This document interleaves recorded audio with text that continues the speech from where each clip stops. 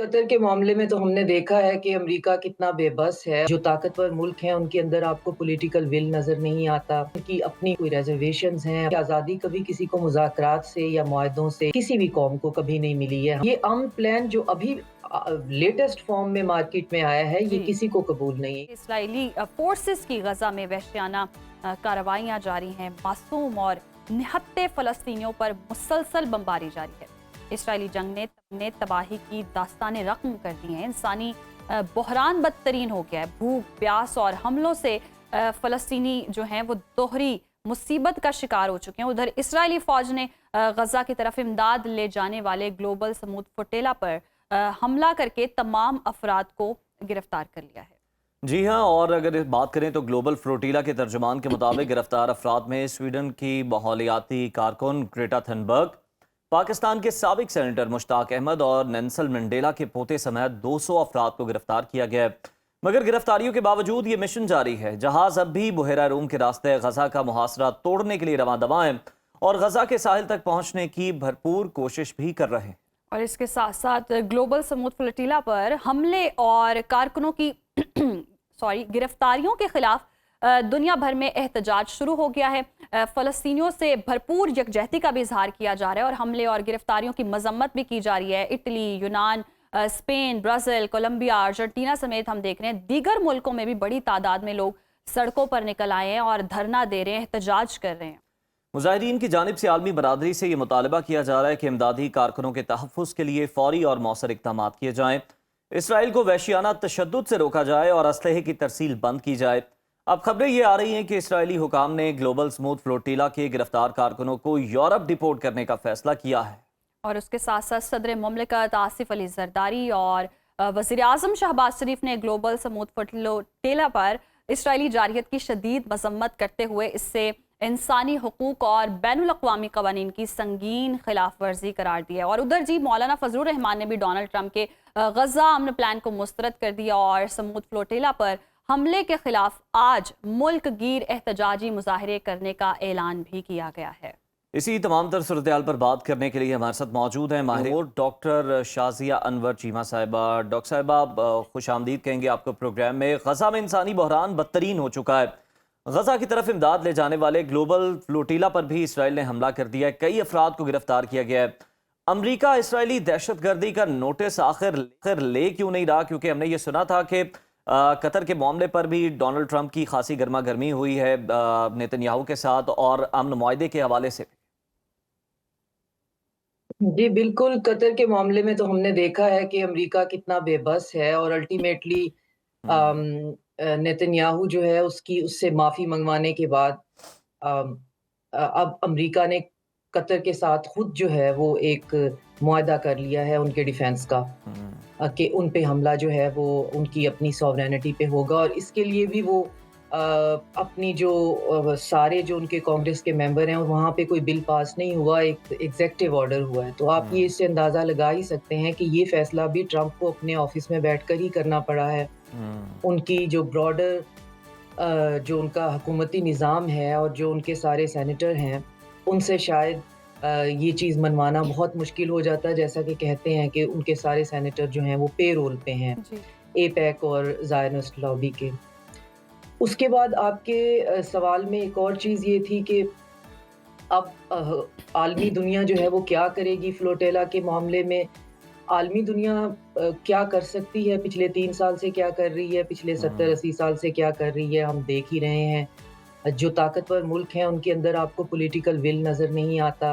उनकी अपनी जो है पता नहीं उनकी अपनी हो सकता है कोई रिज़र्वेशंस हैं, अपनी उनकी कमज़ोरियाँ हैं या अपने मफ़ादात हैं।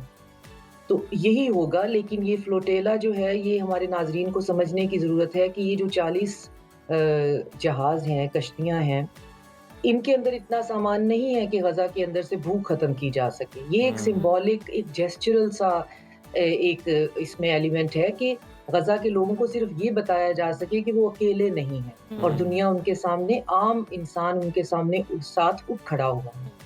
और यही एक बहुत बड़ी उम्मीद और आपको इसके अंदर होप नज़र आती है कि आज अगर 40 जहाज़ हैं, कल को ये 4000 हो सकते हैं, उसके बाद हो सकता है 4 मिलियन भी हो जाएँ। और हम्म। यही जो हैं वो अपनी-अपनी हुकूमतों के के ऊपर फिर प्रेशर डालेंगे और हुकूमतें फिर भले कितना ही ना चाहती हों अपनी डिसऑनेस्टी के साथ कुछ ना कुछ फिर इसका करेंगी। जब अपने अंदर से इतने ज़्यादा वहाँ पे आपको लोग बाहर नज़र आ जाएँगे और लोगों की अपनी हुकूमतों के ऊपर से एतबार उठ जाएगा और फिर जो करंट रूलिंग पार्टीज़ हैं, उनको ये लगेगा कि अब हमारा पॉलिटिकल करियर जो है वो बर्बाद हो जाएगा।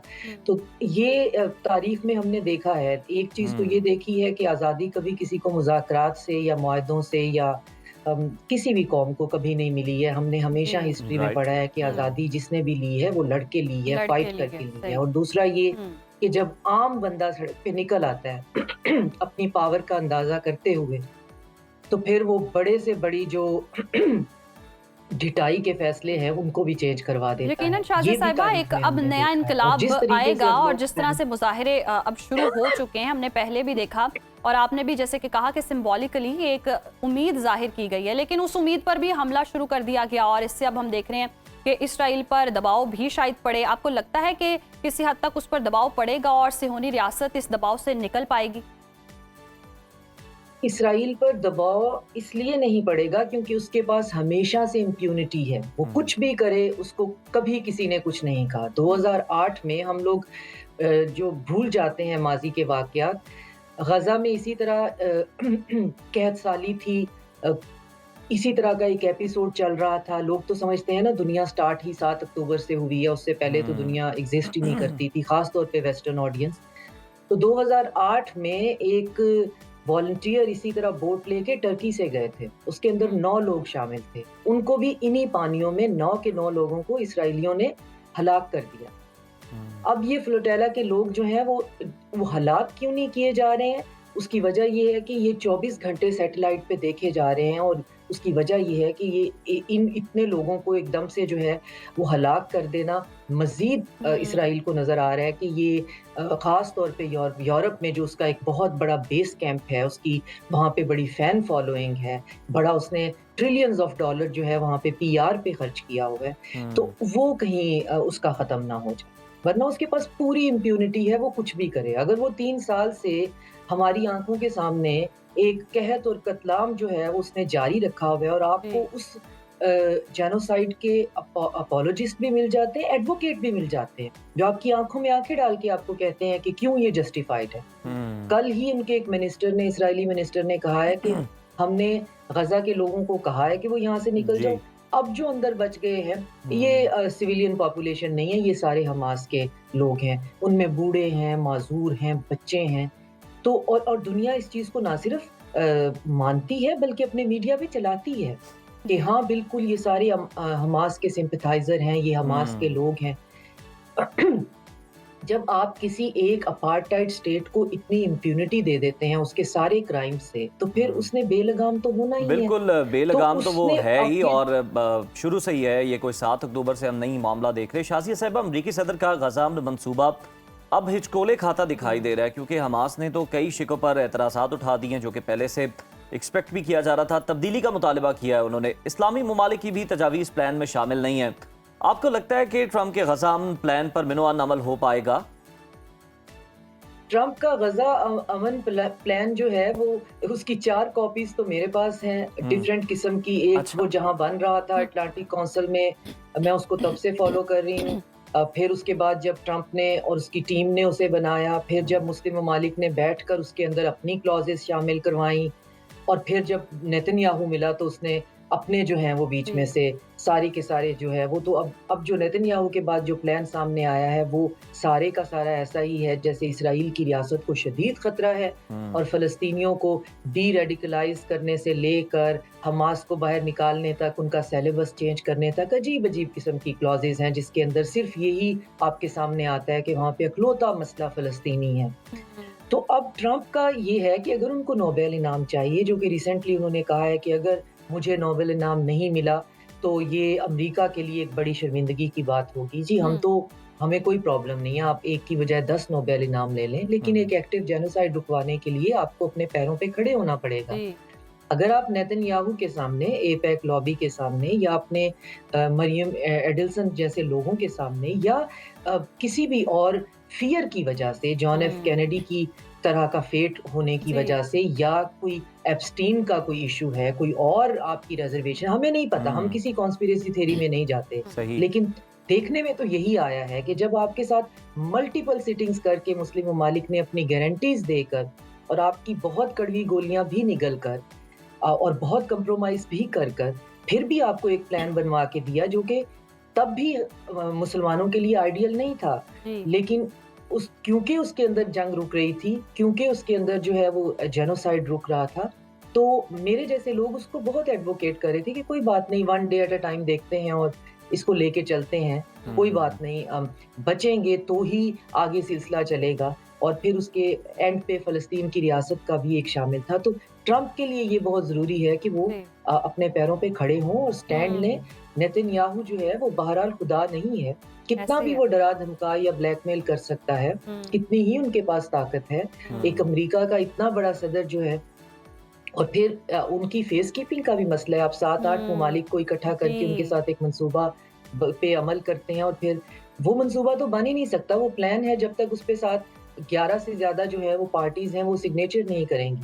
तो अभी उस पे सिग्नेचर तो किसी ने नहीं किया, उसको मुआहदे की शक्ल तो अभी उसकी बनी ही नहीं है। जी। तो वो इसी तरह लटकता रहेगा, ये जेनोसाइड होता रहेगा अनटिल एंड अनलेस के लोग जो हैं वो बड़ी तादाद में सड़कों पे निकल यकीनन आएंगे लोग भी बड़ी और तादाद में वो भी सड़कों पर खास तौर निकलेंगे पे और जो यूरोप से, सिचुएशन क्योंकि अब हम देख रहे हैं हमारे और सड़कों इससे पे पहले भी निकलने जी से शाज़िया साहिबा हमने हमारी देखा। हुकूमतों जी। के पास अथॉरिटी नहीं है हुँ। कि वो इस मसले को रोक सकेंगे या सही। नेतन्याहू पे प्रेशर डाल सकेंगे। सही। हमारे लोग जब सड़कों पे निकलेंगे तो वो सिर्फ केओटिक सिचुएशन होगी, उसका हुँ। कोई नतीजा नहीं निकलना है। हम क्या एक न्यूक्लियर पावर के ऊपर अपनी फौजें लेके चढ़ दौड़ेंगे? हुँ। वो एक न्यूक्लियर पावर है जिसके पास एक्सटेंसिव न्यूक्लियर आर्सेनल है। हुँ।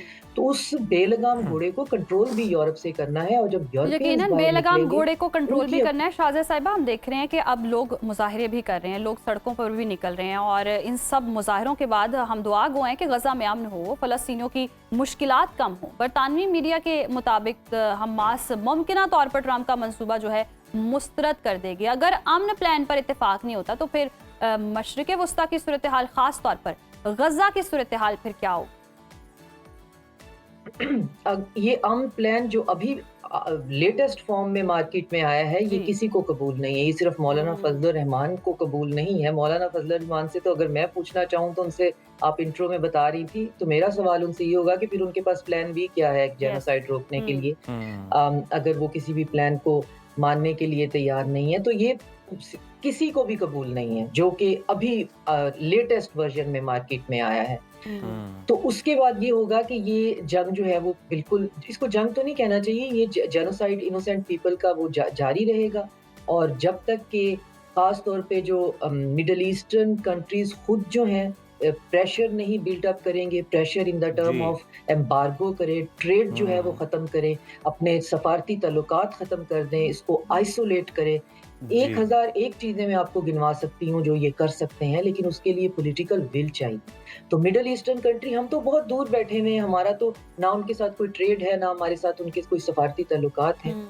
तो अपने ही मुल्क के अंदर केओस खड़े करने से हमें इससे कोई फर्क नहीं पड़ना है। सॉलिडेरिटी बिल्कुल है, हमें तो कोई आप फर्क देखें, नहीं हम पड़ना। continuously शाज़िया ये साहिबा, सब कर रहे हैं, हम लास्टली उनके इस पर भी कमेंट कीजिएगा। इसराइली अखबार यरूशलेम पोस्ट ने यह दावा किया है कि इसराइल ईरान पर दोबारा हमले की मंसूबाबंदी कर रहा है। क्या इसराइल ईरान पर हमले की दोबारा हमाकत करेगा, और अगर अब हमला करेगा तो क्या मकसद हो सकता है उसके पीछे? ईरान के ऊपर हमला जो है वो तमाम दिफाई माहिर जो हैं दुनिया के और खुद ईरानियन एक्सपर्ट्स जो हैं वो भी इस बारे में हैं कि ज़रूर करेगा, और उसकी जो करने की टाइम लिमिट है वो भी नया साल शुरू होने से पहले तक का ही है। इसी केओटिक टाइम में वो ईरान पे अटैक कर देगा। ईरान फुली प्रिपेयर्ड है, और अगर इसराइल ईरान के ऊपर इवन एरियल अटैक भी करता है तो उसको बहुत नुकसान होगा, और उस नुकसान से बचने के लिए वो अमेरिका को उसमें शामिल करेगा। अमेरिका के पास पहले बहाना था कि वहाँ पे न्यूक्लियर जो है वो एनरिचमेंट हो रही है यूरेनियम की। उसके बाद ट्रंप ने 5 दफ़ा से ज़्यादा दफ़ा ये अलग ऐलान कहा है कि वो तो हमने ख़त्म कर दिया, नेस्तो नाबूद कर दिया। तो अगर वो ये बहाना भी नहीं है तो सिर्फ अब देखना ये है कि उस पे अटैक का एक बहाना क्या बनाना है। अब मसला ये है कि अब वेस्टर्न पॉपुलेशन देखिए, जो जेन ज़ी है, जो अंडर 30 लोग हैं, वो बहुत जो है वो मटेरियल इनका कंज़्यूम करते रहे हैं, जो इनको इनकी मेनस्ट्रीम मीडिया बताता रहा है। अब वो इनकी कोई बात भी मानने पर तैयार नहीं। अब चाहे ये कितना ही बड़ा बहाना घड़ लें, जैसे इन्होंने इराक में कहा कि जी वहाँ इंसानियत का मसला है, शाम में इंसानियत का अब ये इनका इंसानियत के मसले का चूरन वहाँ नहीं बिकेगा और इनके लोग जो हैं, वो बहरहाल इसको रिटेलिएट करेंगे। लेकिन ईरान पे हमले को हम के बारे में तकरीबन तमाम लोग जो यूनानिमसली यही कह रहे हैं कि इसराइल का 100% प्लान है कि उसने ईरान पे अटैक करना है, लेकिन ईरान पे अटैक करने से पहले उसका कोई बहाना चाहिए, जिसके लिए हमें ऑस्ट्रेलिया के अंदर एक सिनेगॉग पे फॉल्स फ्लैग अटैक हमने देखा और कल हमने देखा कि इंग्लैंड में एक सिनेगॉग के ऊपर जो है वो अटैक हुआ है। इस तरह के फॉल्स फ्लैग अटैक होंगे, लोगों की जो कंसेंट है वो मैन्युफैक्चर होगा, ओपिनियन मैन्युफैक्चर की जाएगी, उनको इस चीज़ पे उकसाया जाएगा कि साइकोलॉजिकली वो तैयार हो जाएँ अपने जो सन्स एंड डॉटर्स हैं, वो मरने के लिए ईरान पे अटैक करने के लिए, क्योंकि ईरान की जंग जो है वो बहुत कैटास्ट्रोफिक, बहुत ब्लडी और बहुत जो है वो कॉस्टली होने वाली है, आसान नहीं होगी। तो यानी कि ईरान पर जंग करने के लिए या हमला करने के लिए जी कोई बहाना चाहिए। शाज़िया अनवर चीमा साहिबा हमारे साथ मौजूद थी, बहुत शुक्रिया आपके वक्त का।